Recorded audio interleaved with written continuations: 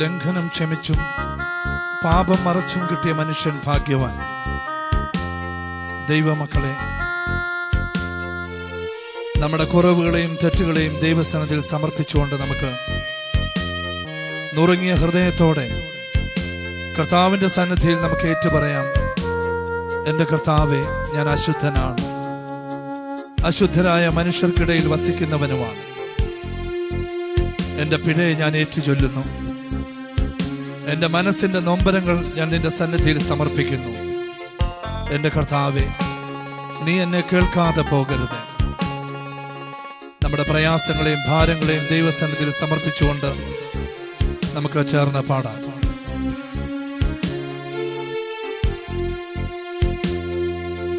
N പാപവഴിയോർത്തു ഞാനിന്ന് ഹൃദയം നുറുങ്ങി കരഞ്ഞുപോയി.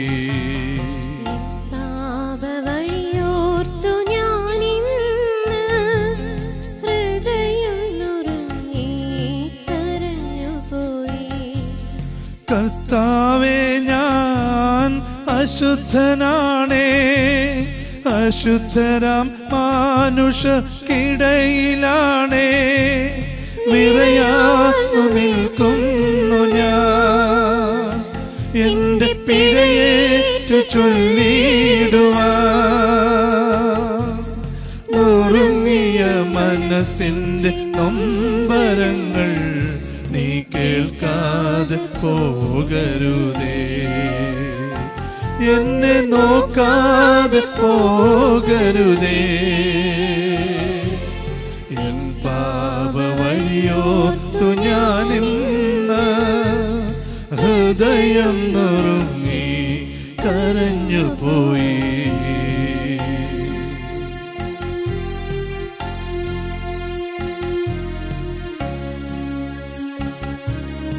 എൻ്റെ കർത്താവേ, എന്നിൽ ഒരു നന്മയും വസിക്കുന്നില്ല.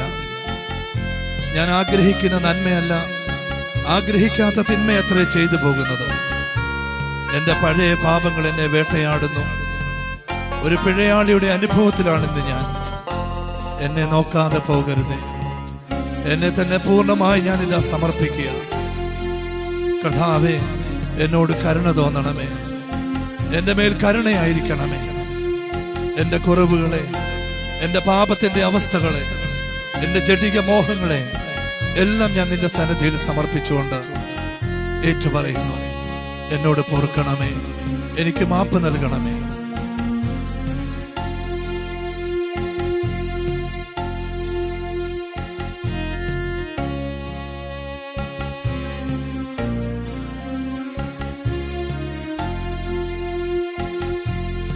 എന്നിൽ നന്മ വസിക്കുന്നില്ല നാഥ, ഒരു നന്മയും ചെയ്യാനാകുന്നില്ല.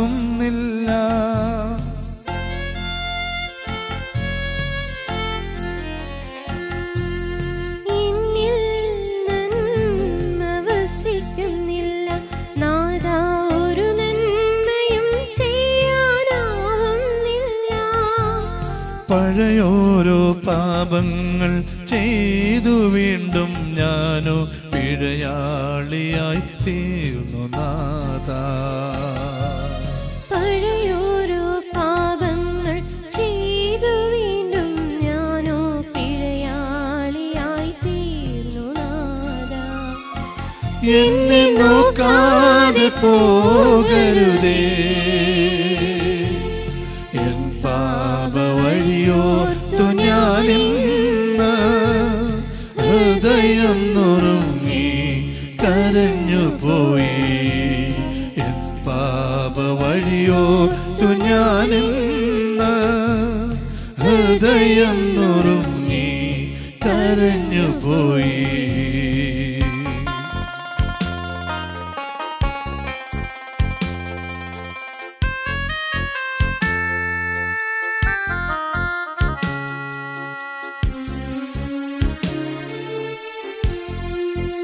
എൻ്റെ നാഥ, എൻ്റെ പഴയ പാപങ്ങളിൽ എൻ്റെ ജീവിതം പതറുന്നു. എൻ്റെ മേൽ കരുണ തോന്നണമേ. എന്നെ തന്നെ പൂർണ്ണമായി ഈ നിമിഷം നിന്റെ കരങ്ങളിൽ ഞാൻ സമർപ്പിക്കുകയാണ്. കർത്താവേ, നിന്റെ രക്തത്താൽ എന്നെ ഒന്ന് കഴുകണമേ. നിന്റെ തിരിച്ചോരയാൽ എന്നെ കഴുകി വിശുദ്ധീകരിക്കണമേ. എന്റെ ലംഘനങ്ങൾ, എന്റെ പാപങ്ങൾ എല്ലാം എല്ലാം എന്നിതാ നിന്റെ സന്നിധിയിലേക്ക് ഞാൻ ഇറക്കി വെക്കുകയാണ്. എന്നോട് കരുണയായിരിക്കണമേ. എന്റെ മേൽ കരുണ തോന്നണമേ നാഥ. എന്നെ നോക്കാതെ പോകരുതേ.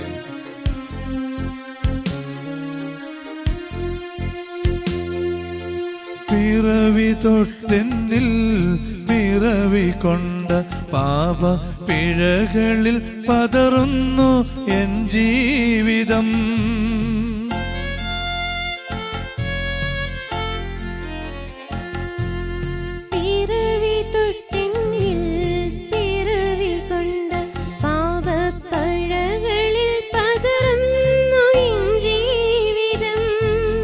മഴ പോലെ കാരുണ്യം തൂകിയില്ലേൽ പ്രാണൻ അഴുകിയെന്നാത്മാവ് നശിച്ചു പോകും. മഴ പോലെ കാരുണ്യം തൂകിയില്ലേൽ പ്രാണൻ അഴുകിയെന്നാത്മാവ് നശിച്ചു പോകും.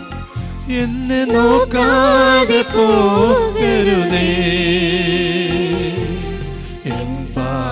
വഴിയോർത്തു ഞാനിന്ന് ഹൃദയം നുറുങ്ങി കരഞ്ഞുപോയി. എൻ പാപ വഴിയോർത്തു ഞാനിന്ന് ഹൃദയം നുറുങ്ങി കരഞ്ഞുപോയി. കർത്താവേ, ഞാൻ അശുദ്ധനാണേ. അശുദ്ധരം മനുഷ്യർക്കിടയിലാണേ നിറയാന്നു നിൽക്കുന്നു ഞാൻ. എന്റെ പിഴയേറ്റു ചൊല്ലിടുവാൻ നുറുങ്ങിയ മനസ്സിന്റെ നൊമ്പരങ്ങൾ നീ കേൾക്കാതെ പോകരുതേ. എന്നെ നോക്കാതെ പോകരുതേ. എൻ പാപ വഴിയോർത്തു ഞാനിന്ന് ഹൃദയം നുറുങ്ങി കരഞ്ഞുപോയി. ത്രിയേക ദൈവ തിരുനാമത്തിന് മഹത്വമുണ്ടാകട്ടെ. സ്നേഹമുള്ളവരെ, വിശുദ്ധ ലൂക്കോസ് എഴുതിയ സുവിശേഷം 12-ാം അധ്യായത്തിൻ്റെ 22 മുതൽ 34 വരെയുള്ള വചനഭാഗമാണ് ഇന്ന് ധ്യാനത്തിനായി നിങ്ങളുടെ മുന്നിലേക്ക് കൊണ്ടുവരുന്നത്. വിശുദ്ധ ലൂക്കോസ് 12, 22 മുതൽ 34 വരെ. അതിൻ്റെ പ്രാരംഭ വാക്കുകൾ ഇങ്ങനെയാണ്. അവൻ തൻ്റെ ശിഷ്യന്മാരോട് പറഞ്ഞത്, ആകയാൽ എന്ത് തിന്നുമെന്ന് ജീവനായിക്കൊണ്ടും എന്ത് ഉടുക്കും എന്ന് ശരീരത്തിനായിക്കൊണ്ടും വിചാരപ്പെടരുത് എന്ന് ഞാൻ നിങ്ങളോട് പറയുന്നു. ആഹാരത്തേക്കാൾ ജീവനും ഉടുപ്പിനേക്കാൾ ശരീരവും വലുതല്ലയോ? കാക്കയെ നോക്കുവീൻ, അത് വിതയ്ക്കുന്നില്ല, കൊയ്യുന്നില്ല, അതിന് പണ്ടികശാലയും കളപ്പുരയുമില്ല, എങ്കിലും ദൈവം അതിനെ പുലർത്തുന്നു. സഹോദരങ്ങളെ, തീർച്ചയായിട്ടും ഈ കാലഘട്ടത്തിൽ ജീവിക്കുന്ന മനുഷ്യൻ്റെ സ്വഭാവവുമായിട്ട് വളരെ ബന്ധമുള്ള ഒരു വിഷയത്തെക്കുറിച്ചാണ് യേശുതമ്പുരാൻ ഈ വചനഭാഗത്തൂടെ നമ്മോട് സംസാരിക്കുന്നത്. എന്ത് തിന്നും എന്ത് ഉടുക്കും എന്നതിനെക്കുറിച്ചുള്ള വിചാരം നമുക്ക് അമിതമായി വേണ്ട എന്നുള്ളൊരു സന്ദേശം. അങ്ങനെ പറഞ്ഞതിലൂടെ കർത്താവ് ഉദ്ദേശിച്ചത് എന്താണ്? നമ്മളുടെ ഉള്ളിൽ ജീവിതത്തിൽ നടക്കാൻ പോകുന്ന കാര്യങ്ങളെക്കുറിച്ചും കഴിഞ്ഞു പോയ കാലങ്ങളെക്കുറിച്ചുമുള്ള അമിതമായ ചിന്താധാരകളെക്കുറിച്ചാണ്, അതിൻ്റെ ആവശ്യമില്ലായ്മയെക്കുറിച്ചാണ് യേശുതമ്പുരാൻ പ്രതിപാദിക്കുന്നത്. അതിനെ ഉത്കണ്ഠ എന്നും ആകുലത എന്നും പേരിട്ട് നമുക്ക് വിളിക്കാം. ഉത്കണ്ഠ എന്ന പദത്തിന് ഞാൻ സാധാരണ കൊടുക്കാറുള്ള ഒരു നിർവചനം കഴിഞ്ഞുപോയ കാര്യങ്ങളെക്കുറിച്ചുള്ള അസ്വസ്ഥതകളാണ്. കഴിഞ്ഞുപോയ കാര്യങ്ങളെ ഓർത്തുള്ള ടെൻഷനാണ് ഉത്കണ്ഠ. ആകുലത എന്ന് പറഞ്ഞാലോ അത് വരാനിരിക്കുന്ന കാര്യങ്ങളെ ഓർത്തുള്ള ടെൻഷനാണ്. ഇന്ന് ലോകത്തിൽ ജീവിക്കുന്ന മനുഷ്യൻ ഏറ്റവും കൂടുതൽ ഒന്നുകിൽ അവൻ ഉത്കണ്ഠയിൽ ജീവിക്കുന്നു, അല്ലെങ്കിൽ അവൻ ആകുലതയിൽ ജീവിക്കുന്നു എന്നാണ് തെളിയിക്കപ്പെട്ടിട്ടുള്ളത്. ഈ ഉത്കണ്ഠയും ആകുലതയും ഉള്ള മനുഷ്യരെക്കുറിച്ച് ഒരിക്കൽ വേറൊരു മനുഷ്യൻ തൻ്റെ പ്രസംഗത്തിൽ പറഞ്ഞൊരു വാക്ക് ഞാനിപ്പോൾ ഇങ്ങനെ ഓർക്കുകയാണ്. ഇന്ന് ഈ ലോകത്തിൽ ജീവിക്കുന്ന മനുഷ്യർ ഒന്നുകിൽ അവർ ഭൂതകാലത്തിലാണ് ജീവിക്കുന്നത്, അല്ലെങ്കിൽ അവർ ഭാവി കാലത്തിലാണ് ജീവിക്കുന്നത്. സ്ത്രീകളെ പരിശോധിച്ച് നോക്കുമ്പോൾ അറിയാം, സ്ത്രീകൾ ഏറ്റവും കൂടുതൽ ഭൂതകാലത്തിൽ ജീവിക്കുന്ന സ്വഭാവമുള്ള ആളുകളാണ്. പുരുഷന്മാരാണെങ്കിലോ ഭാവി കാലത്തിൽ ജീവിക്കുന്ന ആളുകൾ. എന്ന് പറഞ്ഞാൽ സ്ത്രീകളുടെ മനസ്സിലുള്ള ചിന്ത എപ്പോഴും കഴിഞ്ഞുപോയ കാര്യങ്ങളെക്കുറിച്ചായിരിക്കും. കഴിഞ്ഞുപോയ കാര്യങ്ങളെക്കുറിച്ച് അമിതമായി ഓർത്ത് ഉത്കണ്ഠപ്പെട്ട് അസ്വസ്ഥപ്പെടുന്ന ഒരു സ്വഭാവമാണ് സ്ത്രീകൾക്കുള്ളത് എങ്കിൽ, പുരുഷന്മാർ ഏറ്റവും കൂടുതൽ വരാൻ പോകുന്ന കാര്യങ്ങളെ ഓർത്ത് ടെൻഷൻ അടിക്കുന്ന സ്വഭാവമുള്ള ആളുകളാണ്. വർത്തമാനകാലത്ത് ഇന്ന് ആരും ജീവിക്കുന്നില്ല എന്നാണ് പറയുക. വർത്തമാനകാലത്ത് ജീവിക്കാനുള്ളൊരു വിളിയാണ് കർത്താവ് നമുക്കെപ്പോഴും നൽകുന്നത്. നമുക്കറിയാം, യേശുവിൻ്റെ താൻ പഠിപ്പിച്ച സ്വർഗസ്ഥനായ ഞങ്ങളുടെ പിതാവേ എന്നുള്ള പ്രാർത്ഥനയിൽ തൻ്റെ അപ്പോസ്തലന്മാരെ പ്രത്യേകം താൻ പഠിപ്പിച്ചൊരു കാര്യമുണ്ട്. അന്നന്നത്തേക്കുള്ള ആഹാരം അന്നന്ന് ഞങ്ങൾക്ക് തരണമേ. ഈ പ്രാർത്ഥനയുടെ പിന്നിൽ വലിയ അർത്ഥതലങ്ങൾ കാണുന്ന ഒരു വ്യക്തിയാണ് ഞാൻ. യേശു തമ്പുരാൻ അങ്ങനെ പ്രാർത്ഥിച്ചത് എന്തുകൊണ്ടാണ്? അന്നന്നത്തേക്കുള്ള ആഹാരം അന്നന്ന് ഞങ്ങൾക്ക് തരണമേ എന്ന് യേശു തമ്പുരാൻ പ്രാർത്ഥിക്കാനുള്ള കാരണം വർത്തമാനകാലത്ത് ജീവിക്കാനുള്ള ഒരു പ്രേരണയാണ് അതിലൂടെ നമുക്ക് നൽകുക. നീ ഇപ്പോൾ ജീവിക്കൂ, നീ ഇന്ന് ജീവിക്കൂ. ഇന്നലകളിൽ ജീവിക്കാതെ, നാളെകളിൽ ജീവിക്കാതെ, ഇന്ന് എന്നൊരു ദിവസം ദൈവം നിനക്കായി തന്നിരിക്കുന്നു. ആ ഇന്ന് എന്നൊരു ദിവസം ജീവിക്കാൻ വേണ്ടിയിട്ടാണ് കർത്താവ് നമ്മളോട് ആവശ്യപ്പെടുക. പക്ഷേ ഇന്നത്തെ മനുഷ്യന് അവൻ ഇന്ന് ജീവിക്കുന്നില്ല, അവൻ ഒന്നുകിൽ നാളെയിൽ ജീവിക്കുന്നു, അല്ലെങ്കിൽ ഇന്നലകളിൽ ജീവിക്കുന്നു. അതുതന്നെയാണ് മനുഷ്യനെ ഏറ്റവും കൂടുതൽ രോഗിയാക്കി തീർക്കുന്നതെന്ന് തിരിച്ചറിയണം. എന്നെ കേൾക്കുന്ന സഹോദരങ്ങളെ, ഒരുപക്ഷെ നിങ്ങളുടെ ജീവിതത്തിലും ഇങ്ങനൊരു സ്വഭാവം ഉണ്ടായിരിക്കാം. കഴിഞ്ഞു പോയ കാര്യങ്ങളെക്കുറിച്ച് അമിതമായി ഉത്കണ്ഠപ്പെടുന്ന സ്വഭാവം, അല്ലെങ്കിൽ വരാനിരിക്കുന്ന കാര്യങ്ങളെക്കുറിച്ച് അമിതമായി ആകുലപ്പെടുന്ന സ്വഭാവം. ഈ അടുത്ത കാലത്ത് ഞാൻ വിദേശത്ത് 1-2 ശുശ്രൂഷകളിൽ പോയിരുന്നു. ആ സമയത്ത് അവിടെയുള്ള ആളുകളുമായിട്ട് സംസാരിച്ചപ്പോൾ അവരുമായിട്ട്, അവരുടെ വ്യക്തിജീവിതവുമായിട്ട്, അവരുടെ പ്രശ്നങ്ങളുമായിട്ട് ഇടപെട്ടപ്പോൾ എനിക്ക് മനസ്സിലാക്കാൻ കഴിഞ്ഞ വളരെ പ്രധാനപ്പെട്ട ഒരു കാര്യം, അവരെല്ലാം കൂടുതൽ ആകുലതയുള്ള ആളുകളാണ്. എന്തിനെ ഓർത്താണ് ആകുലത?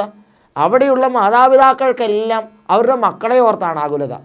കാരണം നാട്ടിൽ നിന്ന് വിട്ട് ഈ വിദേശ രാജ്യങ്ങളിൽ, ഈ മരുഭൂമികളിൽ ഒക്കെ താമസിച്ച് വളരെ കഷ്ടപ്പെട്ട് അവർ സമ്പാദിക്കുന്നത് തങ്ങളുടെ മക്കൾക്ക് വേണ്ടിയിട്ടാണ്.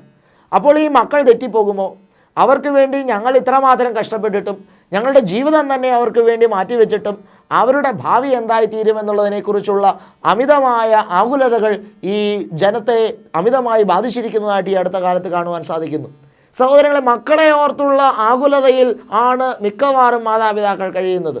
ഈ അടുത്ത കാലത്ത് ഒരു സഹോദരി പ്രാർത്ഥിക്കാനായിട്ട് വന്നു. അവർക്ക് ഉറക്കമില്ലത്രേ. ഉറക്കമില്ലാത്തത് കൊണ്ട് 1 വർഷമായി അവർ മരുന്ന് കഴിച്ചുകൊണ്ടിരിക്കുകയാണ്.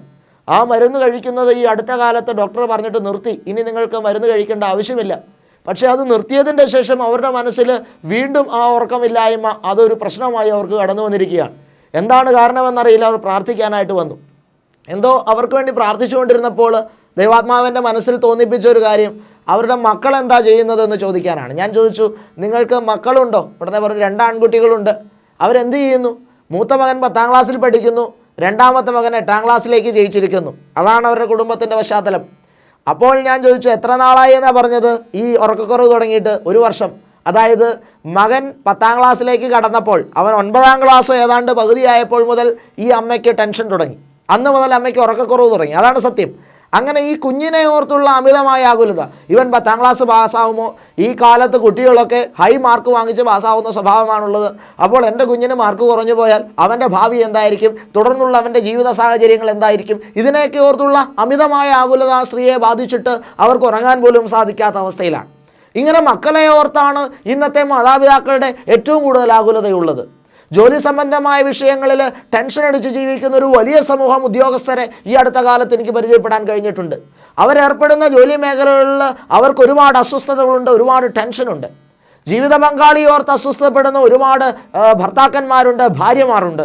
അവരുടെ ദുർശീലങ്ങളെ ഓർത്ത്, അവരുടെ വ്യക്തിപരമായ ചില പ്രശ്നങ്ങളെ ഓർത്ത് അസ്വസ്ഥതപ്പെട്ട് ജീവിക്കുന്ന ഇന്ന് ജീവിക്കുന്ന മനുഷ്യനെ ഏറ്റവും കൂടുതൽ അവൻ ആകുലതകളിലാണ് ജീവിക്കുന്നത്, അവൻ ഉത്കണ്ഠകളിലാണ് ജീവിക്കുന്നത്.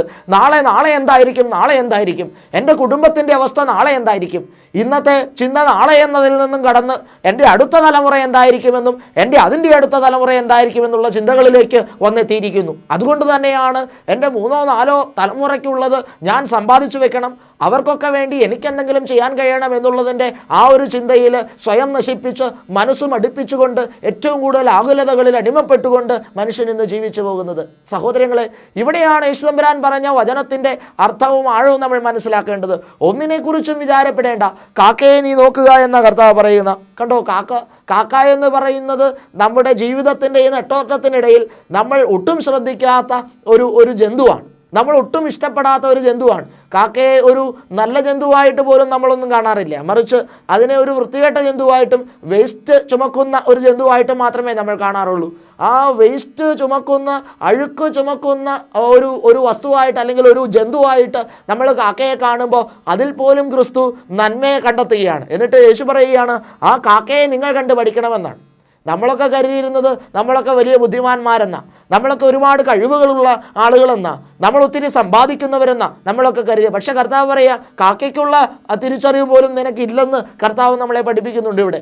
അവിടെ നമ്മൾ കാക്കയിലേക്ക് നോക്കണം. കാക്കയിൽ എന്താണ് കാണുവാൻ സാധിക്കുന്നത്? കർത്താവ് പറയുന്നു, അവ വിതയ്ക്കുന്നില്ല, അവ കൊയ്യുന്നില്ല, അത് കളപ്പുരയിൽ കൂട്ടിവെക്കുന്നില്ല, അതിന് വണ്ടികശാലയും അതിന് കളപ്പുരയുമില്ല, എങ്കിലും ദൈവം അതിനെ പുലർത്തുന്നു. കണ്ടോ, യേശുതമ്പുരാൻ പറയാൻ ആഗ്രഹിക്കുന്ന ഇതാണ്. നീ നാളത്തേക്ക് അധ്വാനിക്കേണ്ട എന്നുള്ളതിനെക്കുറിച്ചല്ല കർത്താവ് പറയുക, അതിനേക്കാൾ ഉപരിയായി എങ്കിലും ദൈവം അതിനെ പുലർത്തുന്നു. കണ്ടോ, അതിലാണ്, ആ ഒരു വാക്കിലാണ് ഞാൻ ഏറ്റവും പ്രാധാന്യം കാണുക. ദൈവം എന്നെ പുലർത്തുമെന്നുള്ളൊരു ചിന്തയിലാണ് വിതയ്ക്കാതിരിക്കാനും കളപ്പുരയിൽ കൂട്ടിവെക്കാതിരിക്കാനും നമുക്ക് കഴിയുകയുള്ളൂ. മതിയെന്ന് വെക്കാനായിട്ട് കഴിയണമെന്നുള്ളതാണ്. ഈ അടുത്ത കാലത്ത് എന്നെ ഏറ്റവും കൂടുതൽ ആകർഷിച്ച ഒരു സന്ദേശമാണ്. ഒരാൾ ഒരിക്കൽ വചനത്തിൽ പറഞ്ഞ ഒരു സന്ദേശം. സുവിശേഷത്തിൽ ഇന്ന് ഏറ്റവും കൂടുതൽ നമ്മൾ കണ്ടെത്തേണ്ട മതി എന്ന് വെക്കാനുള്ള ഒരു സുവിശേഷമാണ്. മതി, എനിക്ക് മതി കർത്താവേ. കർത്താവ് നമുക്ക് അനുഗ്രഹങ്ങൾ ധാരാളമായി ചൊരിഞ്ഞു തന്നുകൊണ്ടിരിക്കുകയാണ്. അങ്ങനെ ഈ ധാരാളമായ അനുഗ്രഹങ്ങൾ ഓരോ നിമിഷവും നമ്മൾ സ്വീകരിച്ചുകൊണ്ടിരിക്കുമ്പോൾ ഒരു ദിവസമെങ്കിലും കർത്താവിനോടൊന്ന് പറയാൻ കഴിയുമോ, കർത്താവേ ഇത്രയൊക്കെ നീ തന്നല്ലോ, ഇനി മതി കർത്താവേ. മതി എന്ന് പറയാൻ നമുക്ക് കഴിയാത്തതിൻ്റെ കാരണം നമുക്ക് തൃപ്തിയില്ല എന്നുള്ളതാണ്. വീണ്ടും വീണ്ടും ശേഖരിക്കാനുള്ള ആഗ്രഹമാണ് നമ്മുടെ മനസ്സിലുള്ളത്. സഹോദരങ്ങളെ, ദൈവം എന്നെ പുലർത്തുമെന്നുള്ള ഒരു ചിന്തയിൽ നിന്ന് മാത്രമാണ് ജീവിതത്തിൽ നമുക്ക് മുന്നോട്ട് പോകുവാനായിട്ട്, സ്വതന്ത്രമായിട്ട് മുന്നോട്ട് പോകുവാനായിട്ട് സാധിക്കുകയുള്ളൂ എന്ന് തിരിച്ചറിയണം. ഇന്ന് വൈദ്യശാസ്ത്രം തെളിയിച്ചിരിക്കുന്ന വളരെ പ്രധാനപ്പെട്ട ഒരു സത്യമാണ്, ഈ ടെൻഷൻ എന്ന് പറയുന്ന അവസ്ഥ നമ്മുടെ തലച്ചോറിനെ ഏറ്റവും കൂടുതൽ ബാധിക്കുന്ന ഒരു രോഗാവസ്ഥയാണ്. നമ്മുടെ തലച്ചോറിനെ ഇത് ബാധിച്ചു കഴിഞ്ഞാൽ എന്താ സംഭവിക്കുക? നമ്മുടെ ശരീരം മുഴുവൻ തളർന്നു പോകാനായിട്ട് ഇടയാകും. യേശു തമ്പുരാൻ്റെ പരസ്യ ശുശ്രൂഷാ കാലത്തെ യേശു പ്രവർത്തിച്ച അത്ഭുത പ്രവൃത്തികളെ പലതും പരിശോധിച്ച് നോക്കിയാൽ ഒരുപാട് രോഗികളെ കർത്താവ് സുഖപ്പെടുത്തിയത് കാണാൻ സാധിക്കുന്നുണ്ട്. ഞാൻ കഴിഞ്ഞ ദിവസം അതിനെ ഒന്ന് ധ്യാനിച്ചപ്പോൾ എനിക്ക് മനസ്സിലാക്കാൻ കഴിഞ്ഞു, യേശു ഏറ്റവും കൂടുതൽ സുഖപ്പെടുത്തിയത് തളർന്നു കിടക്കുന്ന അവസ്ഥ ഉള്ളവരാണ്. ഒന്നുകിൽ ഏതെങ്കിലും അവയവങ്ങളുടെ തളർച്ച, ഉദാഹരണത്തിന് കൈ വരേണ്ടവർ, കാല് വരേണ്ടവർ, ഇങ്ങനെ ഏതെങ്കിലും അവയവങ്ങളുടെ തളർച്ച മൂലം അസ്വസ്ഥപ്പെടുന്നവർ, അല്ലെങ്കിൽ ശരീരത്തിൻ്റെ ഒരു വശം തളർന്നവർ, അല്ലെങ്കിൽ ശരീരം മുഴുവൻ തളർന്നവർ, ഇങ്ങനെയുള്ളവരെയാണ് കർത്താവ് ഏറ്റവും കൂടുതൽ സുഖപ്പെടുത്തിയിട്ടുള്ളത്. അപ്പോൾ ഞാനിങ്ങനെ അതിനെക്കുറിച്ച് ധ്യാനിച്ചത് ഇങ്ങനെയാണ്, എന്തുകൊണ്ടാണ് ഇവരുടെ ശരീരത്തിൻ്റെ ഏതെങ്കിലും ഒരു അവയവം, ഏതെങ്കിലും ഒരു തലം തളരാനുള്ള കാരണം? നമുക്കറിയാം, ശരീരത്തിൻ്റെ ഏതെങ്കിലും ഒരു വശമോ അവയവമോ തളരണമെങ്കിൽ അത് തലച്ചോറിനെ ബാധിച്ചിട്ടുണ്ടെന്നുള്ളതാണ്. തലച്ചോറിനെ അതിൻ്റെ ഒരു പ്രശ്നം ബാധിച്ചിട്ടുള്ളത് കൊണ്ടാണ് ശരീരത്തിൻ്റെ ഈ അവയവം തളരാനായിട്ടിടയാകുന്നത്. അപ്പോൾ തലച്ചോറിനെ ഇത് ബാധിച്ചിട്ടുണ്ടെങ്കിൽ എന്താണ് ഇതിൻ്റെ പ്രശ്നം? ആവശ്യമായ അമിതമായ ടെൻഷനാണ് തലച്ചോറിനെ ഇത് ബാധിച്ചിരിക്കുന്നത്. അതായത് തളർച്ച എന്ന് പറയുന്ന ഒരു രോഗത്തിൻ്റെ തന്നെ അടിസ്ഥാനപരമായ കാരണം തലച്ചോറിൽ നിന്നാണെന്നുള്ളത് കൊണ്ട് ഇത് തലച്ചോറിനെ ബാധിക്കാനുള്ള കാരണം അവൻ്റെ മനസ്സിൻ്റെ ടെൻഷനാണ് എന്നുള്ളത് വൈദ്യശാസ്ത്രം വ്യക്തമായി തെളിയിക്കപ്പെട്ടിട്ടുള്ളൊരു സത്യമാണ്. അതുകൊണ്ട് സഹോദര സഹോദരി, നീ തളർന്നു പോകുമെന്നുള്ളൊരു സത്യം തിരിച്ചറിയണം. അമിതമായ ആകുലതയും അമിതമായ ഉത്കണ്ഠയും നിന്റെ ശരീരത്തെ വാസ്തവത്തിൽ തളർത്തുകയാണ് ചെയ്യുന്നത്. നീ തളർച്ചയിലേക്ക് വീണുപോയി കഴിഞ്ഞാൽ പിന്നെ പിടിച്ചു കയറാൻ നിനക്ക് കഴിയാതെ വരും. നീ തളർന്നു പോയി കഴിഞ്ഞാൽ നിന്റെ കുടുംബത്തിൻ്റെ അവസ്ഥ എന്ത്? നിന്റെ ജോലി മേഖലകളുടെ അവസ്ഥ എന്ത്? അതുകൊണ്ട് തളരാതിരിക്കാൻ വേണ്ടി ഉള്ളിൻ്റെ ഉത്കണ്ഠകളെ ഒഴിവാക്കുക എന്നുള്ളൊരു സന്ദേശമാണ് ദൈവത്തിൻ്റെ പരിശുദ്ധാത്മാവ് ഇന്ന് പ്രധാനമായിട്ടും നമുക്ക് തന്നുകൊണ്ടിരിക്കുക. നാളെയെക്കുറിച്ച് ആകുലപ്പെടേണ്ട, ഇന്നലെയെക്കുറിച്ചും ആകുലപ്പെടേണ്ട, അത് ദൈവത്തിൻ്റെ പരിശുദ്ധാത്മാവ് നമ്മോട് പറയുന്ന ശക്തമായൊരു ബോധ്യവും കാഴ്ചപ്പാടുമാണ്. ഇതിനെ നമുക്ക് ഉള്ളു തുറന്നൊന്ന് സ്വീകരിക്കാം. നമ്മുടെ മനസ്സിൻ്റെ ഉള്ളറകളിലേക്ക് ആത്മാർത്ഥമായിട്ട് യേശു തമ്പുരാൻ നൽകുന്ന ഈ ഒരു ബോധ്യത്തെ, ഈ ഒരു തിരിച്ചറിവിനെ നമുക്ക് ശേഖരിക്കാം. യേശു ഒരിക്കൽ പറയുന്നൊരു കാര്യമുണ്ട്, പുതിയ വീഞ്ഞ് പഴയ തുരുത്തിയിൽ ശേഖരിക്കരുതെന്ന്. എന്നെ ഒത്തിരി സ്പർശിച്ചിട്ടുള്ള മറ്റൊരു വചനമാണ്, പുതിയ വീഞ്ഞ് പഴയ തുരുത്തിയിൽ ശേഖരിക്കരുത്.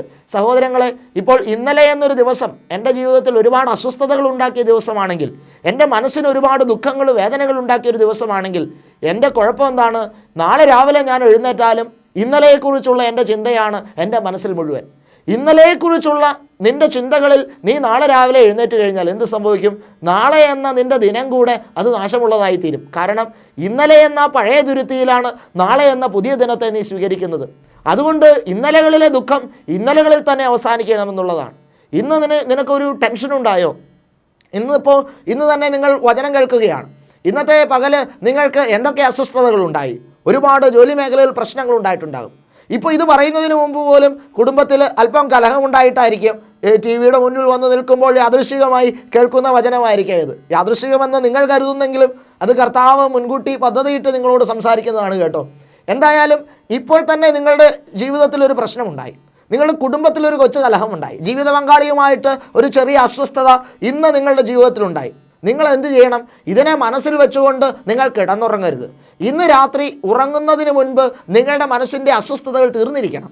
നിങ്ങൾ പരസ്പരം പറഞ്ഞും പരസ്പരം പങ്കുവെച്ചും ക്ഷമ ചോദിച്ചും ക്രിസ്തുവുമായിട്ടുള്ള ബന്ധത്തിൽ അതിനെ അതിജീവിച്ച് നിങ്ങളിലെ പഴയ ദുരിതയെ കഴുകിയിട്ട് മാത്രമേ കിടന്നുറങ്ങാവൂ. ചില വീടുകളിൽ അറിയാം, രാത്രി അത്താഴമൊക്കെ ഉണ്ടിട്ട് കിടക്കുമ്പോൾ പാത്രങ്ങളൊന്നും ചിലർ കഴുകി വെച്ചിട്ടുണ്ടാവുകയില്ല. ഒരുപക്ഷെ വയ്യാത്തത് കൊണ്ടായിരിക്കാം കേട്ടോ. പാത്രങ്ങളൊക്കെ ചിലപ്പോൾ കഴുകി വെച്ചിട്ടുണ്ടാവുകയില്ല. രാത്രിയിൽ അത്താഴം കഴിച്ച പാത്രം സിങ്കിൽ ഇങ്ങനെ അഴുക്ക് പിടിച്ച് കിടക്കുകയാണ്. രാവിലെ എഴുന്നേറ്റ് അടുക്കള തുറക്കുമ്പോൾ തന്നെ ആൻറ്റിമാർക്കറിയാം ഒരു ദുർഗന്ധം ഉണ്ടാകും അവിടെ മുഴുവൻ. എന്തായാലും രാവിലെ എഴുന്നേറ്റ് അടുക്കള തുറന്നു, സിങ്കിൽ ഇന്നലെ കഴിച്ചതിൻ്റെ വേസ്റ്റ് അതുപോലെ തന്നെ കഴുകാത്ത പാത്രം അവിടെ ഇങ്ങനെ ഇരിക്കണു. ആൻറ്റിമാരെന്ത് ചെയ്യും? രാവിലത്തെ ബ്രേക്ക്ഫാസ്റ്റ് ഉണ്ടാക്കിയിട്ട് ഇന്നലത്തെ ആ കഴുകാത്ത പാത്രം സിങ്കിൽ നിന്നിങ്ങ് എടുത്ത് ആ രാവിലെ ഉണ്ടാക്കിയ ഫ്രഷായിട്ടുള്ള ദോശയും ചമ്മന്തിയും ഇന്നലത്തെ അത്താഴം കഴുകാത്ത പാത്രത്തിലേക്ക് ഇട്ട് ഭർത്താവിന് കൊടുത്താലത്തെ അവസ്ഥ എന്തായിരിക്കും? അത് കഴിക്കാൻ കഴിയില്ലല്ലോ. സത്യമല്ലേ സഹോദരി? അപ്പോൾ അതുകൊണ്ട് ഇന്നലകളിലെ നിൻ്റെ പഴയ തുരുത്തിയിൽ, നിൻ്റെ കഴുകാത്ത തുരുത്തിയിൽ നീ ഇന്നത്തെ പുതിയ ഭക്ഷണം വിളമ്പുമ്പോൾ അത് ഇന്നത്തെ ദിവസത്തെ കൂടെ നശിപ്പിക്കുമെന്നുള്ളത് തിരിച്ചറിയുക. ഇന്ന് നീ ഉണ്ടാക്കിയിരിക്കുന്ന ഫ്രഷായിട്ടുള്ള ഭക്ഷണം പോലും കഴിക്കാൻ സാധിക്കാതെ വണ്ണം അസ്വസ്ഥതയിലേക്ക് മാറും. അതുകൊണ്ട് നിന്നിലെ പഴയ തുരുത്തി ഓരോ ദിവസവും കഴുകണം. ഇന്നലകൾ എന്ന് പറയുന്ന അവസ്ഥ, ഇന്നലകളിലെ നിൻ്റെ വേദനകൾ, ഇന്നലകളിലെ നിൻ്റെ ദുഃഖങ്ങൾ, ഇന്നലകളിലെ നിൻ്റെ ഭാരങ്ങൾ, ഇതെല്ലാം അന്നന്ന് തന്നെ കഴുകി ഇല്ലായ്മ ചെയ്തുകൊണ്ട് എൻ്റെ തുരുത്തിയെ വൃത്തിയാക്കിയിട്ട് മാത്രമേ കിടന്നുറങ്ങാവൂ. എങ്കിൽ മാത്രമാണ് രാവിലെ എഴുന്നേൽക്കുമ്പോൾ നിൻ്റെ ജീവിതത്തിൽ കടന്നു വരുന്ന പുതിയ അനുഭവങ്ങളെ സ്വീകരിക്കുവാൻ നിനക്ക് കഴിയുകയുള്ളൂ. അതിനെ വിശുദ്ധിയോടുകൂടി സ്വീകരിക്കുവാൻ, ഒരു പുതിയ അനുഭവത്തിൽ, ഫ്രഷ് എന്നുള്ള ഒരു അനുഭവത്തിൽ സ്വീകരിക്കാൻ കഴിയുകയുള്ളൂ എന്നുള്ളത് തിരിച്ചറിയുക. കർത്താവ് എപ്പോഴും ഫ്രഷ്നെസ്സിൻ്റെ ആളാണ്, പുതിയതിൻ്റെ ആളാണ് കർത്താവ് എപ്പോഴും. നമുക്കറിയാം, ഓരോ രാത്രിയിലും നമ്മൾ ഉറങ്ങുമ്പോൾ കണ്ണുകൾ അടയ്ക്കുകയാണ്. എന്നാൽ രാത്രിയിൽ നമ്മൾ ഉറങ്ങുമ്പോൾ കാണുന്നതല്ല പ്രഭാതത്തിൽ നമ്മൾ കാണുക. നമ്മൾ ഉറങ്ങുമ്പോൾ കണ്ടത് ഇരുട്ടാണ്, പക്ഷേ നമ്മൾ വെളുക്കുമ്പോൾ കാണുന്നത് വെളിച്ചമാണ്. കണ്ടോ സഹോദരങ്ങളെ, നിൻ്റെ ഉറക്കത്തിൽ ഒരുപക്ഷെ ഇരുട്ടിൻ്റെ അവസ്ഥയിലായിരിക്കാം നീ ഉറങ്ങുന്നത്, പക്ഷേ നീ ഉണരുന്നത് വെളിച്ചത്തിലായിരിക്കണമെന്നുള്ള സന്ദേശമാണ് കർത്താവ് തരുന്നത്. നിന്നെ ഉറക്കത്തിലേക്ക് നയിക്കുന്നത് എപ്പോഴും ഇരുട്ടായിരിക്കും, പക്ഷേ നീ ഉണരേണ്ടത് വെളിച്ചം കണ്ടായിരിക്കണം. അതുകൊണ്ട് വെളിച്ചത്തിന് വേണ്ടിയുള്ള അന്വേഷണം എപ്പോഴും നിൻ്റെ ജീവിതത്തിൽ ഉണ്ടായിരിക്കണം എന്നുള്ളതാണ്. രാവിലെ ഉണർന്നു കഴിയുമ്പോഴോ ഒരു പുതിയ പ്രഭാതത്തെയാണ് നീ കാണുന്നത്. ഈ പ്രപഞ്ചം സൃഷ്ടിക്കപ്പെട്ടിട്ട് എത്രയോ കൊല്ലമായി, എത്രയോ നൂറ്റാണ്ടുകളായി, എത്രയോ പഴക്കം ചെന്നിട്ടുണ്ട്. പക്ഷേ എല്ലാ ദിവസവും പ്രഭാതം പുതിയത് തന്നെയാണ്. കണ്ടോ, ഫ്രഷായിട്ടാണ് ഓരോ ദിവസവും കർത്താവ് മനുഷ്യന് നൽകുന്നത്. അതുകൊണ്ട് തന്നെ വചനവും പറയുന്നുണ്ട്, ഓരോ പ്രഭാതത്തിലും എൻ്റെ സ്നേഹം പുതിയതാണ് എന്ന്. വചനത്തിലൂടെ യേശു പറയുന്നത്, ഓരോ പ്രഭാതത്തിലും എൻ്റെ സ്നേഹം പുതിയതാണ്. പുതിയ അനുഭവങ്ങൾ നൽകി നമ്മളെ വളരെ ഫ്രഷായിട്ട് ഒരു പുതിയ ദിവസം കർത്താവ് നമുക്ക് തരുന്നത് എന്താ?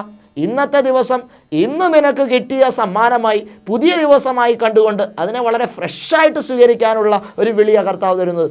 അപ്പോഴോ നിൻ്റെ ഇന്നലകളെക്കുറിച്ചുള്ള നിൻ്റെ വിചാരങ്ങൾ നിൻ്റെ ഇന്നത്തെ ദിവസത്തിൻ്റെ ആ ഒരു ഫ്രഷ്നെസ് നശിപ്പിക്കുകയാണ് പലപ്പോഴും ചെയ്യുന്നത്. അതുകൊണ്ട് ആ ഒരു അവസ്ഥയെ ഉപേക്ഷിക്കുക എന്നുള്ളതാണ്. വീണ്ടും രണ്ടാമതായി നമ്മൾ കാണാൻ സാധിക്കുന്നൊരു കാര്യം നമ്മളുടെ ശ്വാസമാണ്. നമ്മൾ ശ്വസിക്കുന്നുണ്ട്, ശ്വാസം ശ്വസിക്കുന്നു, ഉച്ഛ്വസിക്കുന്നു, ഇത് രണ്ടും ചെയ്യുന്നുണ്ട്. നമ്മൾ ശ്വസിച്ച് അകത്തേക്ക് കയറ്റുന്നത് അല്ല നമ്മൾ പുറത്തേക്ക് കളയുന്നത് എന്നുള്ളത് നമുക്കറിയാം. ഓക്സിജൻ നമ്മൾ അകത്തേക്ക് വലിക്കുന്നുണ്ട്, കാർബൺ ഡൈ ഓക്സൈഡ് നമ്മൾ പുറത്തേക്ക് കളയുന്നുണ്ട്. അതിൽ മറ്റൊരു സത്യം നമ്മൾ തിരിച്ചറിയുക, ഈ ലോകത്തിൽ 620 കോടി ജനമെന്നൊക്കെയാണ് കണക്ക്. ഈ 620 കോടി ജനം ശ്വസിച്ചിട്ട് ഉച്ഛ്വസിക്കുന്ന ആ കാർബൺ ഡൈ ഓക്സൈഡ് അത് നമുക്ക് ആർക്കും വീണ്ടും ശ്വസിക്കാൻ കർത്താവ് തരുന്നില്ലെന്ന് ഓർക്കണം. അത് മനസ്സിലാക്കുക. കണ്ടോ, നമ്മൾ ശ്വസിച്ചിട്ട് ഉച്ഛ്വസിക്കുന്ന ശ്വാസം നമ്മുടെ തൊട്ടടുത്ത് നിൽക്കുന്ന, നമ്മോട് ചേർന്ന് നിൽക്കുന്ന വ്യക്തി പോലും ശ്വസിക്കാൻ കർത്താവ് കൊടുക്കുന്നില്ല. നമ്മോട് തൊട്ടടുത്ത് നിൽക്കുന്നത് ആരാണെങ്കിൽ തന്നെയും അവനും കർത്താവ് കൊടുക്കുന്നത് പുതിയ ഓക്സിജനാണ്. അവന് സ്വീകരിക്കാൻ വേണ്ടിയിട്ടുള്ള പുതിയ ഓക്സിജനാണ്. എന്നിൽ നിന്ന് പുറത്തുപോയ ആ കാർബൺ ഡൈ ഓക്സൈഡ് അല്ല അവന് കൊടുക്കുക, മറിച്ച് പുതിയ ഓക്സിജനാണ് അവനും കൊടുക്കുക. എൻ്റെ അടുത്തവൻ നിൽക്കുന്നു എന്ന് പറഞ്ഞിട്ട് കാര്യമില്ല. കണ്ടോ, എൻ്റെ തൊട്ടടുത്ത് നിൽക്കുന്നവന് പോലും എന്നിലെ ഓരോ നിമിഷവും എനിക്ക് പുതിയതിനെ തന്നുകൊണ്ടിരിക്കുന്ന കർത്താവാണ്. പക്ഷേ നമ്മൾ ഈ പുതിയതിനെ ഒക്കെ സ്വീകരിച്ചുകൊണ്ടിരിക്കുന്നത് പഴയതുരുത്തിയില്ല. അതാണ് നമ്മുടെ ഏറ്റവും വലിയ അപകടം. ഇന്നലകളെക്കുറിച്ചുള്ള നമ്മുടെ ആകുലതകളിൽ, ഇന്നലകളെക്കുറിച്ചുള്ള നമ്മുടെ ദുഃഖങ്ങളിൽ, ഇന്നലകളെക്കുറിച്ചുള്ള നമ്മുടെ സങ്കടങ്ങളിൽ വിട്ടുകള ദൈവത്തിലെ. ഇന്ന് ഈ വചനം കേൾക്കുമ്പോഴെങ്കിലും നിങ്ങൾ ആ കഴിഞ്ഞതിനെ ഒക്കെ ഒന്ന് വിട്ടുകള. 18 കൊല്ലം മുമ്പ് മുതലുള്ള നിങ്ങളുടെ ഓർമ്മകൾ ഇപ്പോഴും നിങ്ങളുടെ മനസ്സിൽ നിങ്ങൾ സൂക്ഷിച്ചു വെച്ചിരിക്കുന്നത് നിങ്ങളുടെ വലിയ ക്രെഡിറ്റായിട്ടാണ് നിങ്ങൾ കരുതുന്നത്. പക്ഷേ അത് നിങ്ങളുടെ ഒരു ക്രെഡിറ്റ് അല്ലെന്ന ഒരു സത്യം നിങ്ങൾ തിരിച്ചറിയൂ. അത് നിങ്ങളുടെ ഒരു പരാജയമാണ്. വർഷങ്ങൾക്ക് മുൻപ് നിങ്ങളുടെ ജീവിതത്തിൽ നടന്ന കാര്യങ്ങൾ പോലും ഇന്നും വേദനയായി അവശേഷിക്കുന്നത് അത് നിങ്ങളുടെ ഒരു ക്രെഡിറ്റോ നിങ്ങളുടെ കഴിവോ അല്ല. അത് നിങ്ങൾ എന്ന വ്യക്തിത്വത്തിൻ്റെ ഒരു വൻ പരാജയത്തെയാണ് കാണിക്കുന്നത്. എന്നാൽ നീ ഒരു യഥാർത്ഥ വ്യക്തിത്വമായി തീരുന്നത് എപ്പോഴാണ്? എൻ്റെ ഇന്നലകളെ മറന്ന് ഇന്നത്തെ ദിവസങ്ങളിൽ എനിക്ക് പുതിയതായിട്ട് അതിനെ സ്വീകരിക്കാൻ കഴിയുന്നുവെങ്കിൽ അവിടെ ഞാനൊരു പുതിയ സൃഷ്ടിയുടെ അനുഭവത്തിലേക്ക് കടന്നു വരുന്നു. അവിടെ ഒരു ദൈവസ്നേഹത്തിൻ്റെ ആഴമുള്ള തലത്തിലേക്ക് നമ്മൾ കടന്നു വരുന്നു എന്നുള്ളതാണ്. അതുകൊണ്ട് ദൈവത്തിൻ്റെ പരിശുദ്ധാത്മാവ് ഇന്ന് നമുക്ക് തരുന്ന സന്ദേശം ഇന്നലകളെ ദൈവനാമത്തിൽ ഉപേക്ഷിക്കുക എന്നുള്ള സന്ദേശമാണ്. നാളുകളെക്കുറിച്ചുള്ള അസ്വസ്ഥതകൾ ഉപേക്ഷിക്കുക. ഇത് രണ്ടും നമുക്ക് സമ്മാനിക്കുന്നത് നമ്മുടെ നാശം മാത്രമാണെന്നുള്ള സത്യം തിരിച്ചറിയണം. ഇന്നലകളെക്കുറിച്ച് നീ അമിതമായി ചിന്തിച്ചുകൊണ്ടിരുന്നാൽ അതുകൊണ്ട് നിനക്ക് എന്താ ഗുണമുള്ളത്? നിൻ്റെ ശരീരം കൂടുതൽ നശിക്കുന്നു, നിനക്ക് അന്ന് കൂടുതൽ ക്ഷീണമുണ്ടാകുന്നു, അന്ന് കൂടുതൽ തളർച്ചയുണ്ടാകുന്നു, അന്നത്തെ നിൻ്റെ പ്രവർത്തികളിൽ പോലും ഇന്നലകളെക്കുറിച്ചുള്ള നിൻ്റെ ദുഃഖങ്ങൾ ബാധിക്കുന്നു. ഒരു ടോട്ടലി പരാജയമാണ് സംഭവിക്കുക. നാളെക്കുറിച്ചുള്ള ആകുലതയും എൻ്റെ മനസ്സിൽ അമിതമായിട്ടുണ്ട് എങ്കിൽ അതും എൻ്റെ അന്നത്തെ ദിവസത്തെ നശിപ്പിക്കുന്നു. കണ്ടോ, അപ്പോൾ ആകുലതയും ഉത്കണ്ഠയും നമുക്ക് സമ്മാനിക്കുന്നത് നാശമാണെന്ന് കർത്താവിന് വ്യക്തമായിട്ട് അറിയാം. അതുകൊണ്ട് തന്നെയാണ് കർത്താവ് കാക്കയെ കൊണ്ട് നമ്മളെ പഠിപ്പിക്കാൻ ശ്രമിക്കുന്നത്. നാളെ രാവിലെ എഴുന്നേറ്റ് രാവിലെ പത്രം വായിക്കാനായിട്ട് സിറ്റ് ഔട്ടിൽ കടന്നിരിക്കുമ്പോൾ വീടിൻ്റെ മുറ്റത്തുകൂടെ നടക്കുന്ന കാക്കയെ കാണുമ്പോൾ ഈ പറയുന്ന വചനം നീ ഓർക്കണം കേട്ടോ. കാരണം കാക്കയെ കണ്ട് നീ പഠിക്കേണ്ടതുണ്ട്. അത് എത്ര സ്വതന്ത്രമാണ്, അതെത്ര ഫ്രീ ആണ്. ഒരു കാക്കയും ഇന്നേ വരെ ഹാർട്ട് അറ്റാക്ക് വന്ന് മരിച്ചതായിട്ട് കേട്ടിട്ടില്ല. ഒരു കാക്കയും ഇന്നേ വരെ സെറിബ്രൽ ഹെമറേജ് വന്ന് മരിച്ചതായിട്ട് കേട്ടിട്ടില്ല. ഒരു കാക്കയ്ക്കും ഇന്നേ വരെ ക്യാൻസർ രോഗം വന്നതായിട്ട് കേട്ടിട്ടില്ല. അതാണെങ്കിൽ തിന്നുന്നതോ മുഴുവൻ അഴുക്കുകളാണ് താനും. ലോകത്തിൻ്റെ അഴുക്കുകളാണ് ഈ കാക്ക ഓരോ നിമിഷവും തിന്നുകൊണ്ടിരിക്കുന്നത്. പക്ഷേ ഈ ലോകത്തിൻ്റെ അഴുക്കുകൾ അനുദിനം കാക്ക കഴിച്ചുകൊണ്ടിരുന്നിട്ടും എന്തേ കാക്കയ്ക്ക് ക്യാൻസർ വരാത്തത്? ഇന്ന് നമുക്കറിയാം, ഇന്ന് ഏറ്റവും കൂടുതൽ ഭക്ഷണത്തിൻ്റെ വലിയ പ്രതിസന്ധി നേരിടുന്ന ഒരു കാലഘട്ടമാണ്. ഞാൻ ഉദ്ദേശിച്ചത് ഭക്ഷണങ്ങളെല്ലാം വിഷമയമാണെന്ന്. പച്ചക്കറി വാങ്ങിക്കാൻ പാടില്ല, ഫ്രൂട്ട്സ് വാങ്ങിക്കാൻ കഴിയില്ല, അരി വാങ്ങിക്കാൻ കഴിയില്ല, എല്ലാത്തിലും വിഷാംശമുണ്ട്. ഇന്നത്തെ ജനത്തിന് രോഗങ്ങൾ കൂടുതലുണ്ടാകാനുള്ള കാരണം ഇതിൻ്റെ പിന്നിലെ വിഷാംശമാണ് എന്നൊക്കെയാണ് പറയുക. പക്ഷേ നീ ഒന്ന് തിരിഞ്ഞു നോക്കൂ, നിൻ്റെ വീടിൻ്റെ മുറ്റത്ത് അല്ലെങ്കിൽ നിൻ്റെ വീട്ടിൽ വച്ചിരിക്കുന്ന ഏതെങ്കിലും ഒരു ഫ്രൂട്ട്സ്, വിഷമയമായ ഫ്രൂട്ട്സ് കഴിച്ചിട്ട് ഒരെണ്ണാനും ക്യാൻസർ വരുന്നില്ല, ഒരു കാക്കയ്ക്കും ക്യാൻസർ വരുന്നില്ല. ഈ വേസ്റ്റ് മുഴുവൻ കൊണ്ടുപോയി തിന്നിട്ട് ഒരു കാക്കയ്ക്കും ചിക്കൻ ഗുനിയ വരുന്നില്ല. പിന്നെ എന്നാ നിനക്ക് മാത്രം ഇത് വരിക? എന്നാ മനുഷ്യന് മാത്രം ഇത് വരിക? ഈ ലോകത്തിലുള്ള ഒരു ജന്തുവിനും ഈ പറഞ്ഞ അസുഖങ്ങളൊന്നും വരുന്നില്ലല്ലോ. സഹോദരങ്ങളെ, കാക്കയെ കണ്ട് പഠിക്കുക എന്ന് പറഞ്ഞാൽ അത് എന്ത് വേസ്റ്റ് തിന്നിട്ടും അതിൻ്റെ മനസ്സിൽ ടെൻഷൻ ഇല്ലാത്തത് കൊണ്ട്, അതിന് ഈ ആകുലതയും ഉത്കണ്ഠയും എന്ന് പറയുന്ന തലമില്ലാത്തത് കൊണ്ട് അതിന് രോഗങ്ങളില്ല എന്നുള്ളതാണ്. സഹോദരങ്ങളെ, ആകെ ഞാൻ ഈ കാക്ക ചത്ത് കിടക്കുന്നത് ആകപ്പാടെ കണ്ടിട്ടുള്ളത് ഇലക്ട്രിക് ലൈനിൽ തൊട്ടിട്ട് ചില സമയത്ത് ചത്ത് കിടക്കും. അല്ലാതെ ഒരു കാക്കയുടെ മരണം ഞാൻ ഇന്നേ വരെ കണ്ടിട്ടില്ല. സഹോദരങ്ങളെ, എത്രമാത്രം കണ്ടുപഠിക്കേണ്ടതുണ്ട്. കാരണം എത്ര വേസ്റ്റ് കഴിച്ചിട്ട് പോലും ഉള്ളിൽ ആകുലതയില്ലാത്തത് കൊണ്ടാണ് കാക്കയ്ക്ക് ഹാർട്ട് അറ്റാക്ക് വരാത്തത്, സെറിബ്രൽ ഹെമറേജ് വരാത്തത്. അതുകൊണ്ട് കണ്ടുപഠിക്കാനാണ് യേശു പറയുക. നാളെ രാവിലെ കാക്കയെ കാണുമ്പോൾ ഒരു നമസ്കാരം പറയാൻ മടിക്കരുത്. കാരണം ഈ കാക്ക ഇന്ന് നമ്മളെ പഠിപ്പിച്ചത് വലിയൊരു കഥയാണ്, വലിയൊരു സന്ദേശം. അതുകൊണ്ട് നമുക്ക് കാക്കയെ കാണാം, നമുക്ക് ഉത്കണ്ഠകളെ മറക്കാം, നമുക്ക് ആകുലതകളെ ഉപേക്ഷിക്കാം. യേശുവിൻ്റെ നാമത്തിൽ ഒരു പുതിയ സൃഷ്ടിയുടെ അനുഭവത്തെ സ്വീകരിക്കുവാനുള്ള ആ ദൈവസ്നേഹത്തിലുള്ള വിളി നമുക്ക് സ്വീകരിക്കാം. എത്ര കാര്യമായിട്ടാണ് കർത്താവ് നമ്മളോട് പറയാം, ഒന്നിനെക്കുറിച്ചും വിചാരപ്പെടേണ്ട, ദൈവം അവയെ പുലർത്തുമെന്നുള്ള ചിന്ത. കണ്ടോ, ഞാൻ നിന്നെ നോക്കിക്കൊള്ളാമെന്നുള്ള ചിന്ത. ഈ ഒരു ചിന്ത മതി സഹോദര നിൻ്റെ മനസ്സിൽ. കർത്താവ് നോക്കിക്കൊള്ളും നിന്നെ. നീ എന്തിനാ ഭാരപ്പെടുന്നേ? നീ ഇന്ന് സാമ്പത്തികമായ വലിയ പ്രതിസന്ധിയിൽ നട്ടം ചെയ്യുകയാണോ? കർത്താവ് കരുതിക്കൊള്ളും നിന്നെ. നിൻ്റെ ജീവിതത്തിൽ ഒത്തിരിയേറെ രോഗങ്ങളും ബന്ധനങ്ങളും തകർച്ചകളും ഉണ്ടോ? ഒറ്റ ബോധ്യം മതി നിനക്ക്, കർത്താവ് കരുതിക്കൊള്ളും നിന്നെ. ഈ ഒരൊറ്റ ബോധ്യത്തിന് നൽകാൻ കഴിയുന്ന വലിയൊരു സ്വാതന്ത്ര്യമുണ്ട്. ആ സ്വാതന്ത്ര്യത്തെക്കുറിച്ച് കുരിശിലെ മരണത്തിന് മുമ്പ് പീലാത്തോസിനോട് കർത്താവ് പറഞ്ഞു, സത്യമാണത്, സത്യം നിങ്ങൾ അറിയുകയും ആ സത്യം നിങ്ങളെ സ്വതന്ത്രരാക്കുകയും ചെയ്യുമെന്നുള്ളൊരു സന്ദേശം. അതാണ് സത്യം സഹോദരങ്ങളെ. ഈ ആകുലതയില്ലാത്ത, ഉത്കണ്ഠയില്ലാത്ത ജീവിത യാഥാർത്ഥ്യങ്ങളെ സ്വീകരിക്കുക. കാക്കയെ പോലെ മനസ്സ് ഫ്രീ ആയിട്ട് വളരെ ശാന്തമായിട്ട് പറന്നു നടക്കാനുള്ളൊരു വിളിയാണ് ദൈവത്തിൻ്റെ പരിശുദ്ധാത്മാവ് നമുക്ക് നൽകുക. ഈ സത്യം ഇന്ന് നീ അറിയുമ്പോൾ ഇന്ന് നിനക്ക് ലഭിക്കുന്നത് വലിയൊരു സ്വാതന്ത്ര്യമായിരിക്കും. ആ സ്വാതന്ത്ര്യത്തിൻ്റെ സന്ദേശം നിന്റെ ജീവിതത്തിലുടനീളം പ്രാവർത്തികമാകട്ടെ എന്ന് പ്രാർത്ഥിച്ചുകൊണ്ട് ആശംസിച്ചുകൊണ്ട് വചന ശുശ്രൂഷ അവസാനിപ്പിക്കുന്നു. നമുക്ക് പ്രാർത്ഥിക്കാം. കാരുണ്യവാനായ കർത്താവേ, വചനം അവിടുന്ന് ഞങ്ങളെ കേൾപ്പിച്ചല്ലോ. ഞങ്ങളുടെ ജീവിതത്തിൽ വിചാരങ്ങൾ മാത്രമേ ഉള്ളൂ കർത്താവേ. ചിന്തകൾ എപ്പോഴും ചിന്തകൾ ഇങ്ങനെ നിറഞ്ഞു നിൽക്കുന്നു. സഹോദര യേശുവേ, അവിടുത്തെ കരങ്ങളിലേക്ക് ഞങ്ങളുടെ ജീവിതത്തെ സമർപ്പിക്കുന്നു. അങ്ങ് പഠിപ്പിച്ചു തരുന്നത് ഒന്നിനെക്കുറിച്ചും വിചാരപ്പെടരുത് എന്നാണല്ലോ. നാഥ, ഞങ്ങൾക്ക് വിചാരങ്ങൾ മാത്രമേ ഉള്ളൂ. എന്നാൽ ഞങ്ങളുടെ വിചാരങ്ങളെല്ലാം അങ്ങയിലൂടെ ആകുവാനുള്ള ഒരു കൃപ ഞങ്ങൾക്ക് നൽകണമെന്ന് പ്രാർത്ഥിക്കുന്നു. യേശുവേ, ഈ നിമിഷം ഞങ്ങളുടെ ഹൃദയത്തെ അവിടുന്ന് സ്പർശിക്കണമേ. അമിതമായ ഉത്കണ്ഠയും ആവശ്യമില്ലാത്ത ആകുലതയും ഞങ്ങളുടെ ഉള്ളിൽ നിന്ന് അവിടുന്ന് എടുത്തു മാറ്റണമേ. സമ്പൂർണ്ണമായി കഴുകിക്കൊണ്ട് കാക്കയെപ്പോലെ സ്വതന്ത്രമായി ജീവിക്കാനുള്ളൊരു വിളി സ്വീകരിക്കാൻ ഞങ്ങളെ അവിടുന്ന് ഒരുക്കണമെന്ന് പ്രാർത്ഥിക്കുന്നു. നാഥാ, ഞങ്ങളുടെ എല്ലാ ഇന്നലകളെയും കഴുകി വിശുദ്ധീകരിച്ചുകൊണ്ട് അന്നത്തെ ദിവസങ്ങളിൽ ഉണ്ടാകുന്ന എല്ലാ ദുഃഖങ്ങളെയും വേദനകളെയും കഴുകി ഞങ്ങളുടെ പഴയ തുരുത്തിയെ കഴുകി വൃത്തിയാക്കി പുതിയ തുരുത്തിയാക്കി നാളത്തെ ദിവസത്തെ പുതിയ ഭക്ഷണമായി സ്വീകരിക്കുവാൻ തക്കവണ്ണം ഞങ്ങളെ അവിടുന്ന് ഒരുക്കണമേ എന്ന് പ്രാർത്ഥിക്കുന്നു. അങ്ങനെ അനുദിനം അങ്ങയിൽ വളർന്ന് ജീവിക്കുവാൻ ഞങ്ങളെ കുടുംബമായി അവിടുന്ന് അനുവദിക്കണമേ. അമ്മേ, മാതാവേ, സകല വിശുദ്ധന്മാരെ ഞങ്ങൾക്ക് എല്ലാവർക്കും വേണ്ടി പ്രാർത്ഥിക്കണമേ. പിതാവിൻ്റെയും പുത്രൻ്റെയും പരിശുദ്ധാത്മാവിൻ്റെയും നാമത്തിൽ തന്നെ. ആമേൻ.